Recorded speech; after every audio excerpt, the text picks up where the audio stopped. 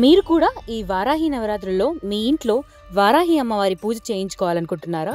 వెంటనే శ్రీ గీతా సురేంద్ర శర్మ గారిని సంప్రదించండి.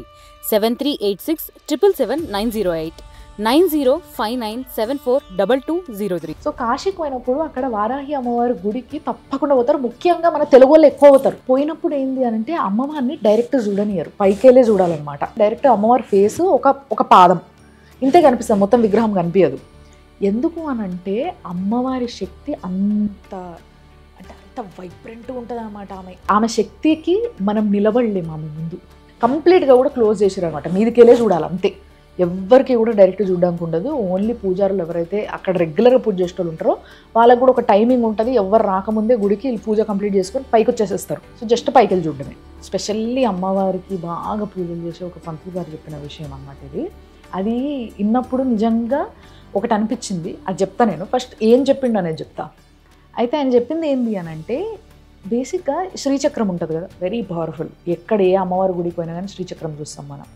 ఆ శ్రీచక్రంలో ఇట్లా ట్రయాంగిల్స్లో అమ్మవారు ఉంటారు అన్నట్టుగా అది వివరించబడింది. కాబట్టి దాంట్లో మొత్తం 44 మంది దేవతలు అందులో కొలువై ఉంటారు.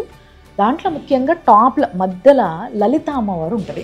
లలిత అమ్మవారి కింద ఏదైతే ఇట్లా ఆ ట్రయాంగిల్ కిందకి ఉంటుందో దాంట్లో మొత్తం మిగతా 43 మంది అమ్మవార్లు ఉంటారు. అందులోనే వారాహి అమ్మవారు కూడా ఒక అమ్మవారు. ఈ 44 అని ఏదైతే నంబర్ ఉందో ఈ 44 అమ్మవార్ల యొక్క రూపం ఏదైతే ఉంటుందో, చూడ్డానికి వాళ్ళు ఏ విధంగా అయితే కనబడతారో ఆ 44 మాత్రమే స్త్రీల యొక్క రూపాలు. అంటే ఇప్పుడు భూమి మీద మనము ఇన్ని కోట్ల మంది ఆడోళ్ళని చూస్తున్నాం కదా, ప్రతి ఆడ మనిషి కూడా ఇప్పుడు ఫర్ ఎగ్జాంపుల్ మొఖ కవలికలు ఉన్నాయనుకోరు, కళ్ళు, ముక్కు, మూతి, ఇవన్నీ రంగు లేకపోతే జుట్టు, ఆకారం, ఇదంతా కూడా కొంచెం అటు ఇటు జంబిల్గా చేసి ఇన్ని కోట్ల మందిని సృష్టిస్తే ఎవరైతే క్రియేట్ అవుతారో వాళ్ళే మనం అందరం. ముఖ్యంగా మన భారతదేశంలో స్త్రీని అమ్మవారితో ఎందుకు పోలిస్తారు అని అంటే, ఏదో ఉత్తిగా మనోళ్ళు పెట్టిందో లేకపోతే ఆడోళ్ళని ఇంప్రెస్ చేసేటందుకో అది కాదు.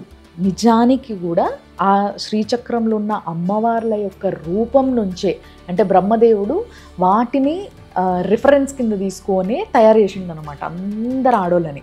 అందుకోసమే స్త్రీని అమ్మవారితో పోలవడం కానీ, ఇంట్లో ఆడపిల్ల పుడితే అమ్మవారు పుట్టిందని చెప్పుకోవడం కానీ, ఇదంతా కూడా మన కల్చర్లో ఉంది. కేవలం మన కల్చర్లో ఉన్న గొప్పతనమే ఇది.